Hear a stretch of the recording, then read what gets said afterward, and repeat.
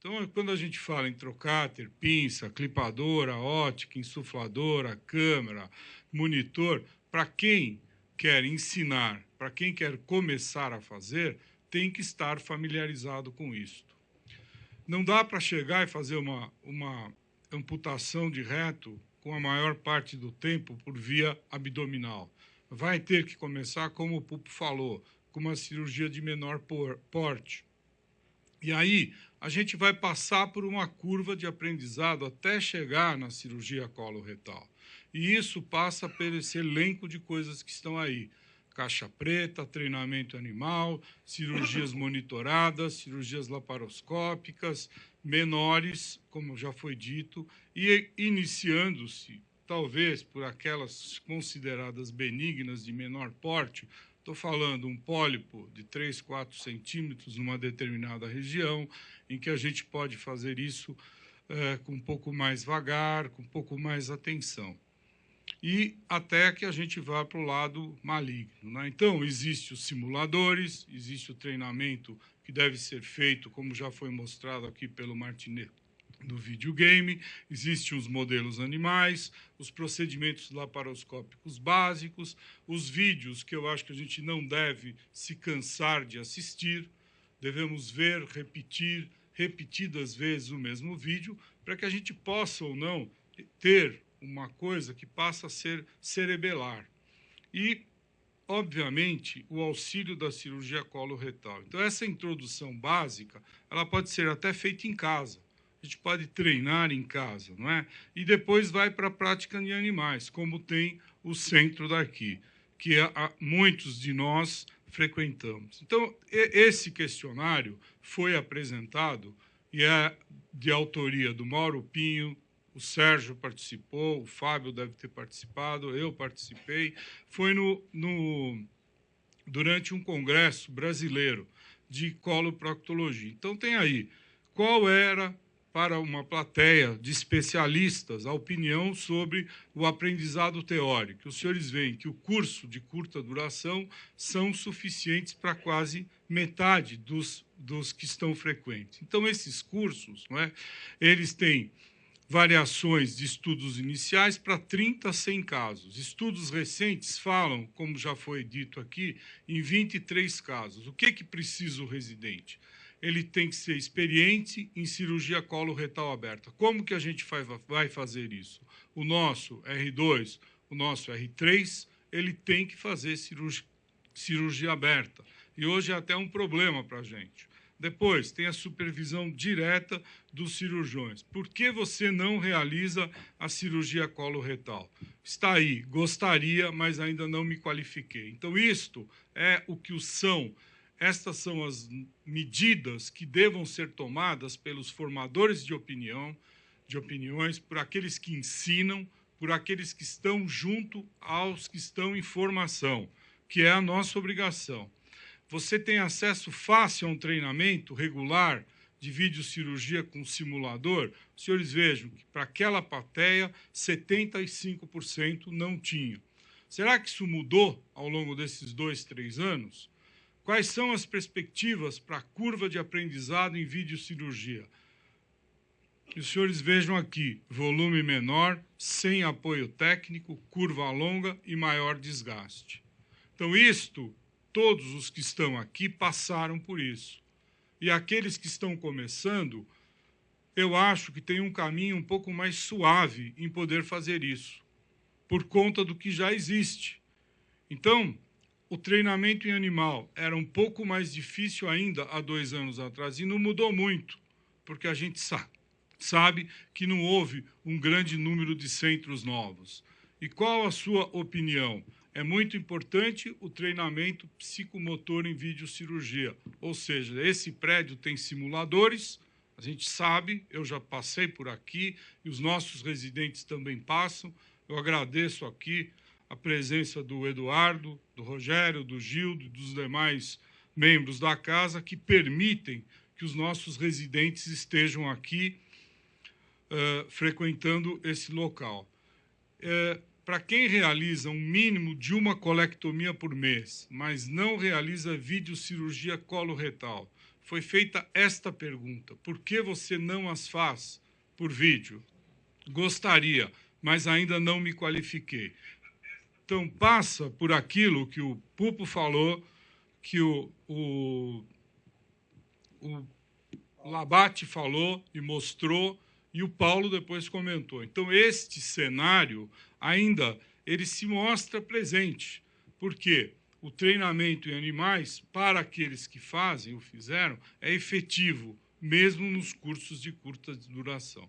Então, alguns trabalhos falam sobre a qualificação disso. Então, o residente que repete o curso melhora durante um procedimento, tem uma taxa de complicação menor e necessidade de uma tutoria. Por que eu estou me referindo a isso?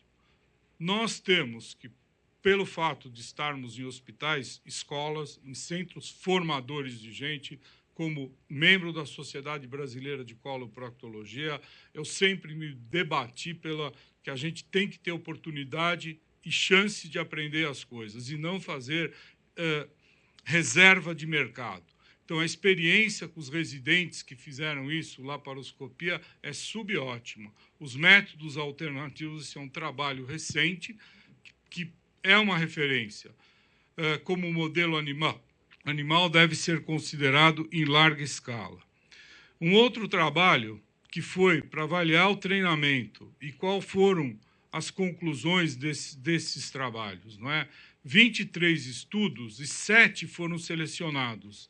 E nós vimos as taxas de conversão, as complicações, o tempo operatório, perda sanguínea, o número de casos, isto tudo sobre aproximadamente 5 mil cirurgiões. E aí mostra, não é, que há condições de você conseguir operar. E mostra, uma vez mais, que o ensino, o treinamento apropriado facilita com que a gente mostre a resposta que o Paulo falou sobre a curva de aprendizado de um trabalho do DISIS. Isso pode variar, a gente sabe que pode variar. Então, é aí, isso a gente sabe também. A curva de aprendizado, maior tempo operatório, tensão, desgaste físico e emocional, volume cirúrgico e auxiliar experiente. Grande volume cirúrgico, auxiliares experientes, curva rápida, baixo desgaste. Aonde que a gente tem isso? No hospital escola. Então, é nossa obrigação oferecer isto aos nossos residentes. Ao contrário, curva demorada, elevado desgaste. Então, qual é a padronização técnica? Já foi mostrado aqui e isso a gente tem que ter, e nós temos no nosso serviço. O que aconteceu a partir do ano de 2009? Aconteceu isso. Até então, nós fazíamos esse número de videolaparoscopia. Nós passamos por algumas transformações e isso está nesta curva. Nós estamos realizando, hoje, para nós, é difícil, a gente encontra dificuldade em achar a cirurgia para o residente fazer aberta. Como isto aconteceu? Aconteceu com muito esforço, muita dedicação e acreditar que os nossos residentes podem ter acesso a um centro como esse. Isto é um centro público do Hospital das Clínicas da Universidade de São Paulo. Passou por aqui hoje o professor Ivan Tcheconello. Junto com ele, a gente conseguiu isto aqui na área de videolaparoscopia. Não foi fácil, posso dizer aos senhores. Demorou, custou caro, nós temos 45 salas cirúrgicas e hoje 3 são as únicas do complexo que são assim, voltadas para a videolaparoscopia do aparelho digestivo. Nós passamos por recursos externos, por muito desgaste, e a gente consegue hoje chegar no número que foi apresentado aqui, 40 videolaparoscopias a 60, dependendo do residente, em coloproctologia, sempre com um tutor. Então, hoje o doutor Vitor vai falar de endometriose, está fazendo lá. O doutor Sérgio Araújo faz lá, eu faço lá, o professor Fábio Campos faz lá. E nós fazemos com os nossos residentes, e eles estão aqui. Esta qualificação passa por material, por coisa cara. Isso foi adquirido agora. Vai começar a entrar em uso a semana que vem. A nossa dificuldade qual é? Tomar conta desse material. Ele não é comprado pelo governo do estado de São Paulo. E ele desaparece dentro do hospital. Então, nós temos que zelar pelo material, nós temos uma técnica em sala paga pela disciplina, que toma conta do aparelho, das máquinas que eu mostrei. Nós temos uma enfermeira contratada e paga para tomar conta desse material. Então, isto passa pelo ensino, isto passa pelo aprendizado. É um complemento daquilo que a gente faz aqui, daquilo que a gente fez num centro de treinamento que tem dentro do INCOR, que é com animais. Então, isto é o ensino. É a gente tornar acessível ao residente a possibilidade dele aprender. E é nossa obrigação oferecer. Nós recebemos o robô. Ontem ele foi pago. Anteontem. E esse robô vai ser extensivo aos nossos residentes. Então, isto não veio, uma vez mais, com dinheiro do governo do estado de São Paulo. Que fique bem claro.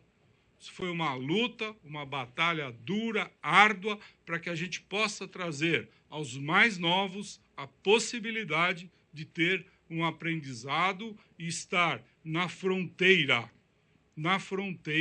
daquilo que é feito dentro da cirurgia do aparelho digestivo. Muito obrigado.